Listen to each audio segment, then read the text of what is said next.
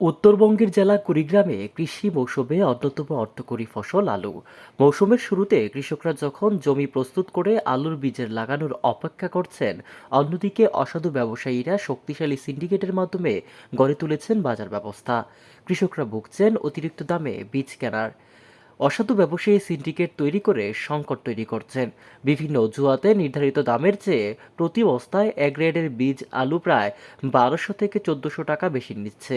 দোকানের সামনে কিছু বস্তা রেখে বাকি বস্তা গোপনে রাখছেন। গোপনেই বিক্রি করছেন অতিরিক্ত দামে আলু। বেশিরভাগ আলুর বীজ ব্যবসায়ীদের দোকান বা গোদামে আলুর বীজ দেখা যাচ্ছে না। ভিন্ন কোনো জায়গা থেকে তারা সরবরাহ করছেন বলে কৃষকরা জানান। রোববার বিকেলে কুড়িগ্রাম জেলা সদর কাঁঠালবাড়ি বাজারে কৃষকদের অভিযোগ ও গোপন সংবাদের ভিত্তিতে কুড়িগ্রাম জেলা প্রশাসনের কার্যালয়ের এক্সিকিউটিভ ম্যাজিস্ট্রেট মোহাম্মদ বদরুজ্জামান রিশাদ ভ্রাম্যমাণ আদালত পরিচালনা করে বাবু ট্রেডার্স বিআরডিসি নির্ধারিত দামের অতিরিক্ত বিক্রয় করার সততা পান।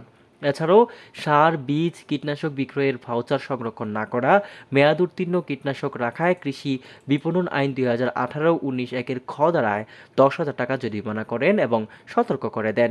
এ সময় উপস্থিত ছিলেন উৎস কৃষক, দোকান ঘিরে রাখ এবং ন্যায্য মূল্যে বীজ বিক্রয় করতে আগ্রহ প্রকাশ করলে ম্যাজিস্ট্রেট তাৎক্ষণিক বিক্রয় নির্দেশ দিয়ে চলে যাওয়ার পর তারা বীজ বিক্রি না করে দোকানের শাটার বন্ধ করে দিয়ে তাৎক্ষণিক সটকে পড়ে।